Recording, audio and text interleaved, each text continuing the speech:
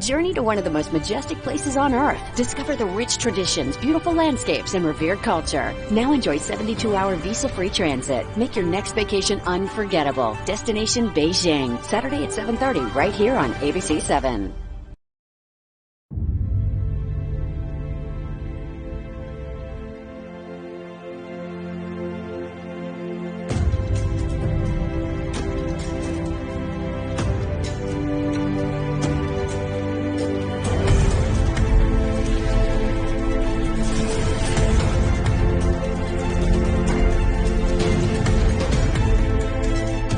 Capital of an ancient empire.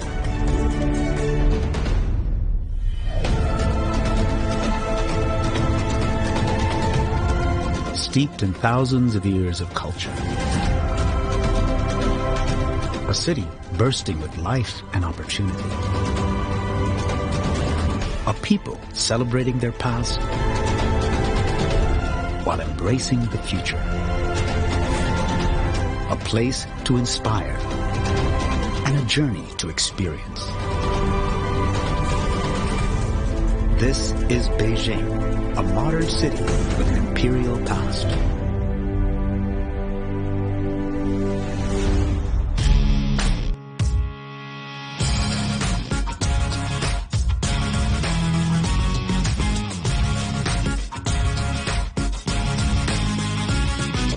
Beijing is a world capital, full of culture, activity, whatever you want to have is here. You think New York is a big city until you come to a place like this. It's a boom time right now in Beijing.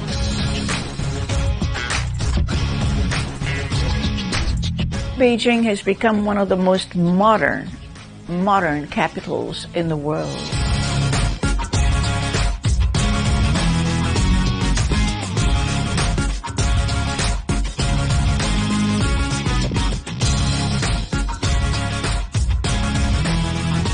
Wonderful universities, you have a thriving tech world.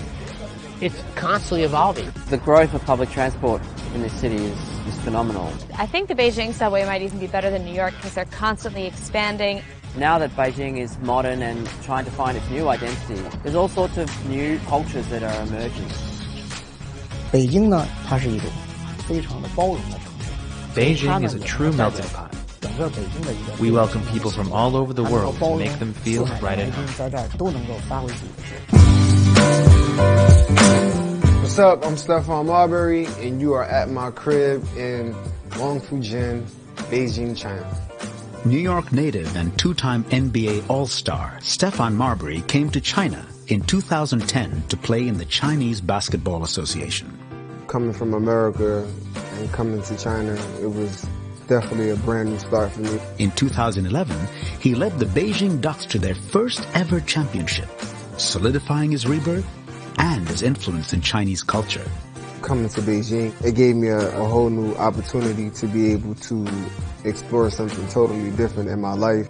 Marbury's story of redemption and perseverance endeared him to the Chinese people, making him a national icon.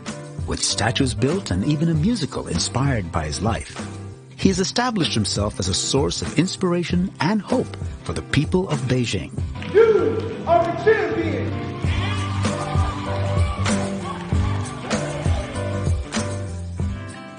.798 is the most successful art district in Beijing, and Robert Burnell, the first American to move into 798, is one of its pioneers. We had Soho, Greenwich Village in the back of our mind when we moved out here, and we discovered this fantastic space that used to be a military factory.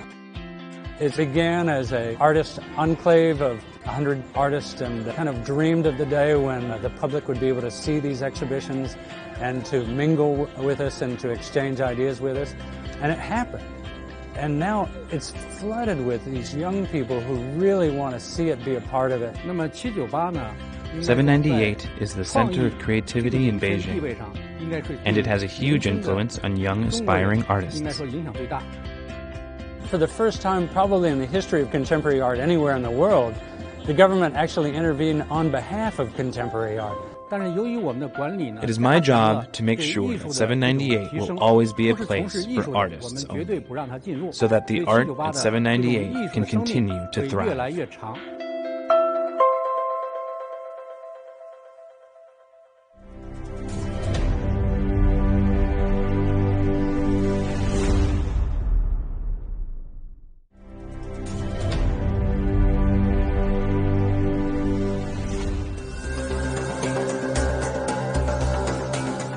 I always said, the day China opens, I'll go crazy. I've got to go. It was different than any place else in the world I had ever seen. I must have been to China about 35, 36 times. I've been in the travel business since 1961. But it all began with China. The history of Beijing goes back 3,000 years. And 860 of those years as the capital of China. It is truly an authentic imperial city. The most iconic destination in Beijing is the Forbidden City, and for good reason. It's the largest and most well-preserved palace in the world. Now called the Palace Museum, it is almost 600 years old, home to 24 Chinese emperors, surrounded by a 150-foot moat covering 2 million square feet, and all of the original pieces made entirely of wood. It was once forbidden to all unless you had the emperor's permission. Today, it is open for all to admire. The attention to detail cannot be overstated, nor can the sheer size and symmetry. Featuring over 800 buildings and more than 9,000 rooms. Constructed on the principles of feng shui, all major buildings face south, opening to a courtyard and flanked by lesser buildings. The Chinese were very literal to really connect to the qi or the energy of Mother Nature. So how that's manifested is to have a very simple geometry of north-south, east-west. Beijing has China's largest museum housed in the Forbidden City. The porcelain collections here, from the Ming and the Qing dynasties in particular, hold both artistic value and historical importance. The Palace Museum houses over 1 million pieces of Chinese history.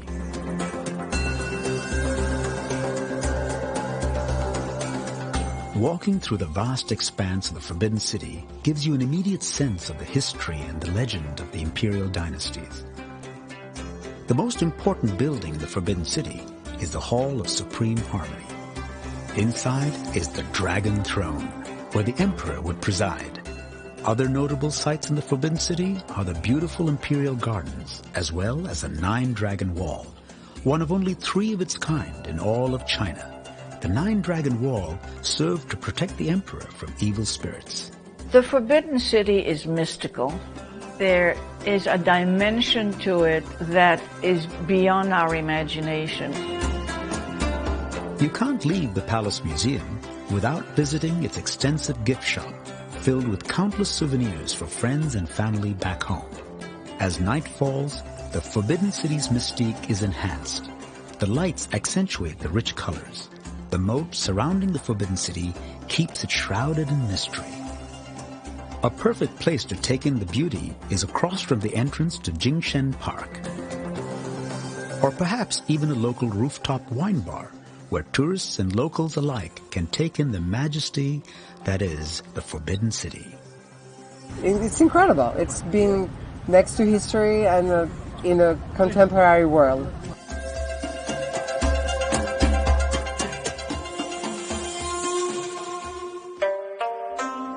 Four times larger than the Forbidden City is the majestic Temple of Heaven, whose grounds cover almost 9 million square feet. The Temple of Heaven was used for annual prayer ceremonies by the emperors of the Ming and Qing dynasties. The Chinese culture, I see it encapsulated in the Temple of Heaven. I think the architecture is magnificent. There's so much meaning to the way it was built. It's just superb. Built completely of wood and without a single nail, the Temple of Heaven was named a UNESCO World Heritage Site in 1998, and the iconic image of the Temple of Heaven became the symbol of Beijing.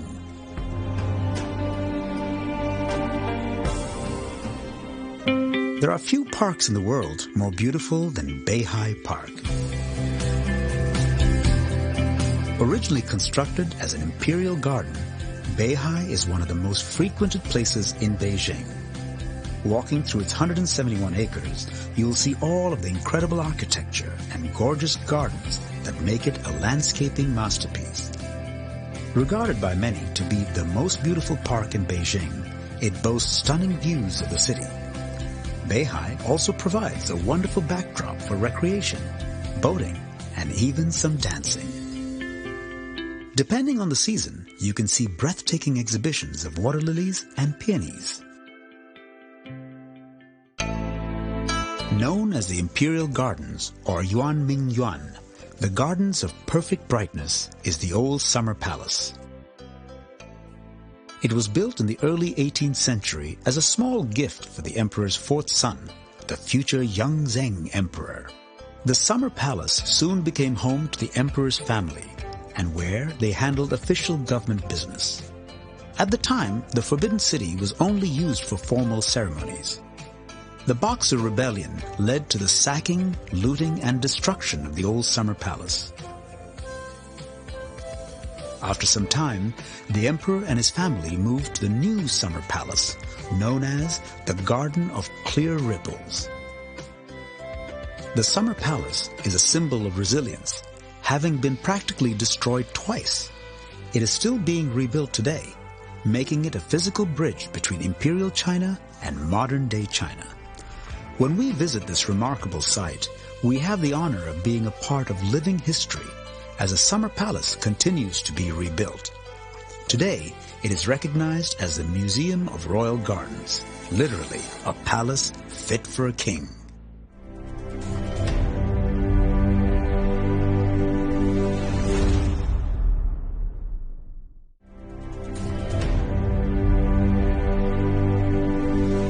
The tradition and variety of food, along with the locals' passion for it, makes Beijing an international culinary destination. Two civilizations love the food like that, French and Chinese. It's only in these two countries that during the lunch we talk about the dinner.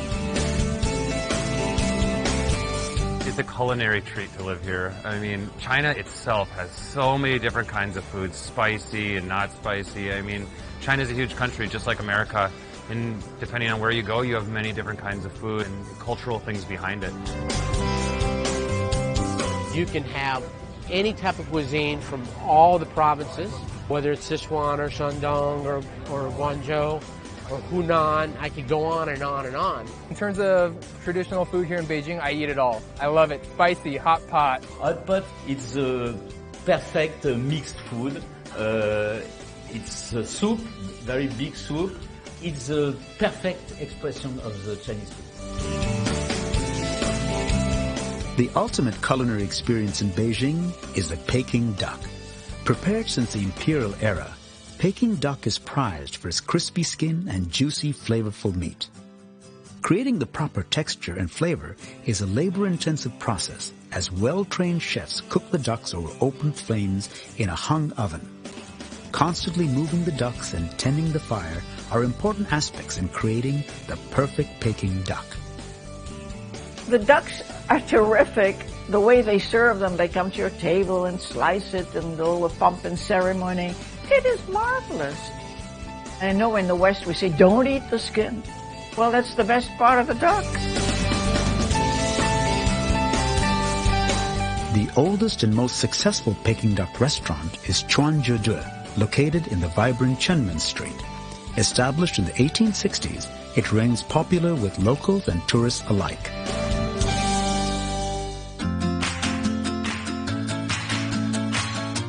The food scene is growing quite well. You can get, any kind of food you want. Beijing has not only all of China, but it has all of the world. Everybody wants to be able to taste their favorite food, their comfort food from home. And you're going to be able to get it here in Beijing, and you're going to get it, and it's going to be good quality. There are lots of people bringing, something they love from their home country, and they bring it here and they do it right, and they do it with love. I decided to launch a food truck style kind of environment and food.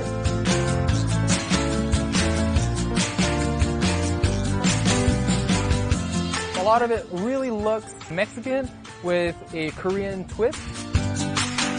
I was inspired by, all the foreigners around me and the Chinese that were interested in the culture of America. This Midwestern Americana food, grilled cheese and hot dishes and that kind of stuff. So I really wanted to bring part of something that I was proud of to China. It's fun. It's exciting. It's something new, like really getting in touch with people here in Beijing, especially giving foreigners, kind of their home-cooked foods, which is a great thing to see a smile on somebody's face in Beijing. Just like food, tea plays an important role in Chinese culture, since the Chinese consider it one of the necessities of life. Tea has many functions. There's an old saying, tea has hundreds of benefits and no single harm. The art of tea drinking is not only to quench your thirst, it is also a way to achieve inner peace. The best way to experience tea culture in China is through a tea ceremony.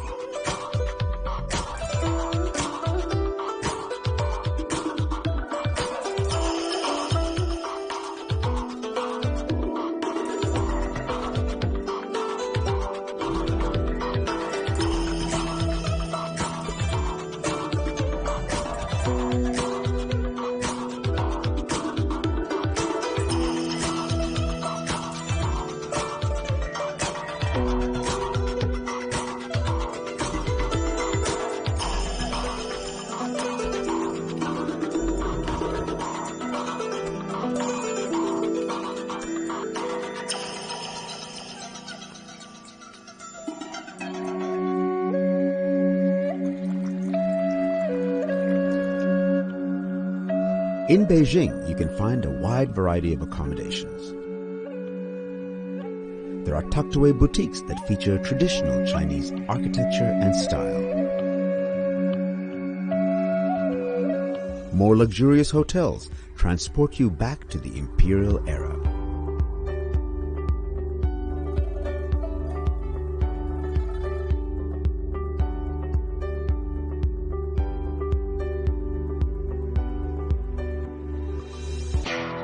World-class hotels have all the modern comforts. We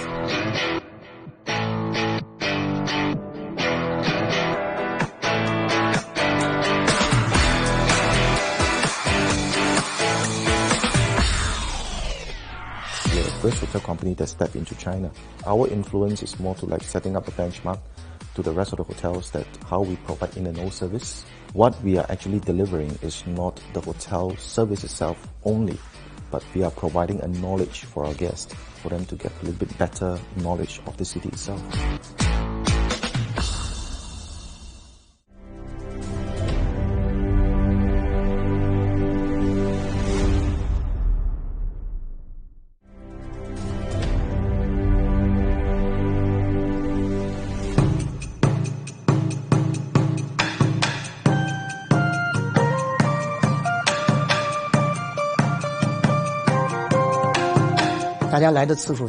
The more people visit, the more they see that Beijing is full of excitement.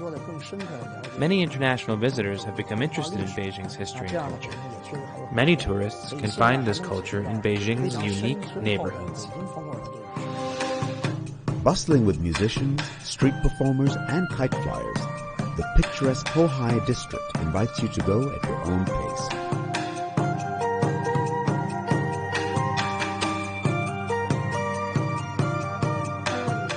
A great way for tourists to experience the Hohai is by rickshaw.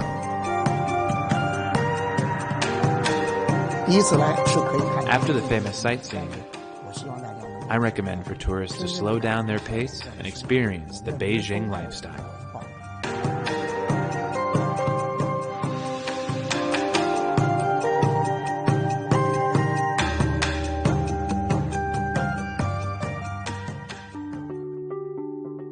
One of Beijing's oldest quarters is the quaint Liulichang.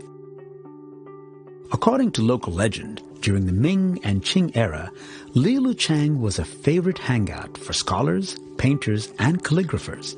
This remains true to this day. An almost daily highlight is to be able to see authentic calligraphers paint the sidewalks with beautiful Chinese characters. Although I'm not a native of Beijing, now I live in Beijing, and also welcome friends from all over the world. Here, I hope you have joy and happiness.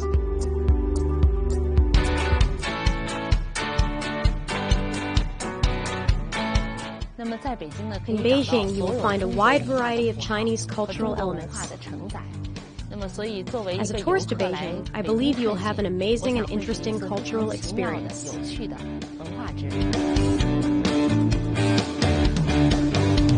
A short walk from the Forbidden City leads you to the historic Tiananmen Street. This pedestrian plaza is a great way to soak up a little of everything Beijing has to offer.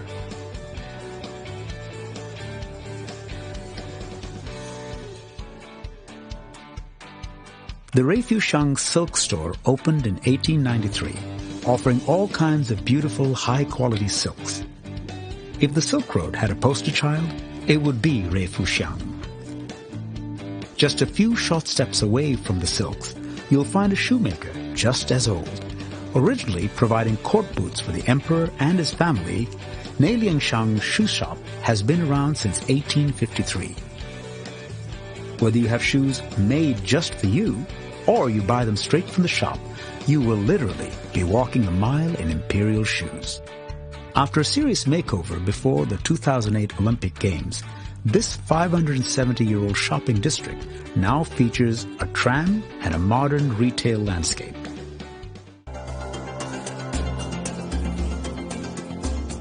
Beijing's convenient location allows easy access to explore breathtaking views and iconic landmarks.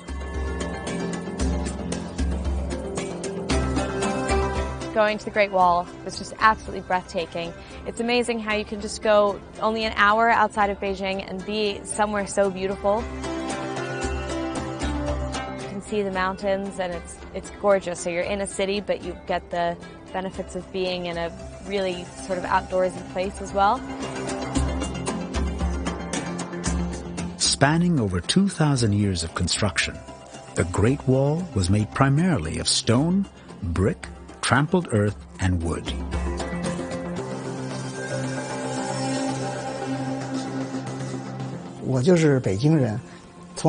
I was born in Beijing and grew up here, so I went to the Great Wall many times. I've admired it since I was young. I was amazed at how our ancestors created such amazing structures.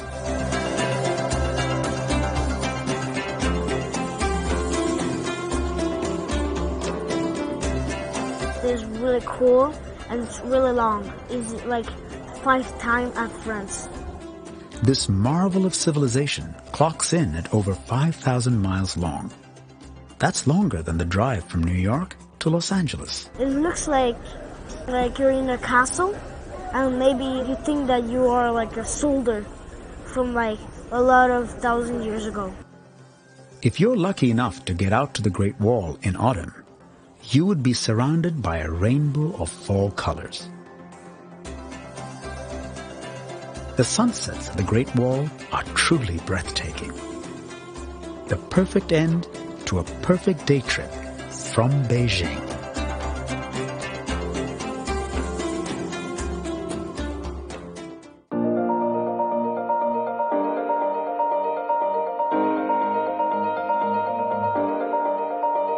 I love Beijing because it's a city where you can have anything that you can ever dream of.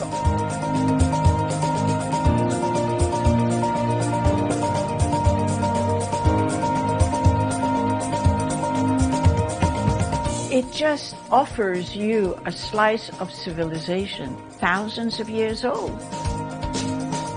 The culture itself is a really beautiful culture, and it's something to be appreciated. Somewhere so different, but still somewhat the same. I believe this idea of the American dream, it exists here. Living in Beijing and being here is like I fit right in. So that's the beauty of Beijing.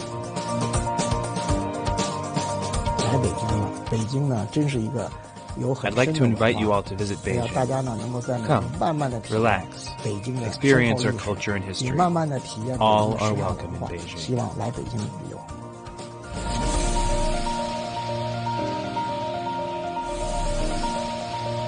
In the following episodes of Beijing, a modern city with an imperial past, you will go deeper into the culture of Imperial China.